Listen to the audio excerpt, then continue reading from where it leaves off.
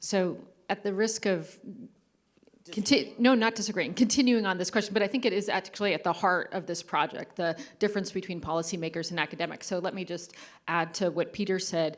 I was struck in the course of this project, but also reading the final product, about something that I had realized earlier on in my career when I was working on the issue of sanctions. This is before I went into government and I was a fellow at the Brookings Institution. I realized that you had academics who kept saying sanctions don't work, and you had policymakers that kept using sanctions with abandon. And I thought, like, what explains this? And I realized policymakers and academics are just asking different questions. They're interested in different questions. And I think that this project reveals that in some fashion.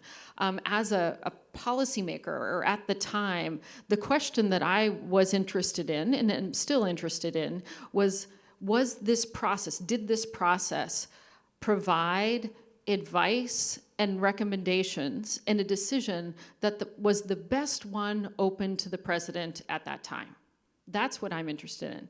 I think, as we see in many of the academic chapters, which were really useful and interesting, there's a lot of other questions at play. And one of the things that I think animates a lot of the scholarly take on it is, how does this process compare to some kind of ideal? And again, I think as a policymaker, you're much less interested in that, because you realize, well, there's no one ideal that works in every circumstance. And if you're asking the question I'm asking, does this process produce the best decision for this president at this moment, you realize that the process is going to differ from presidents to presidents.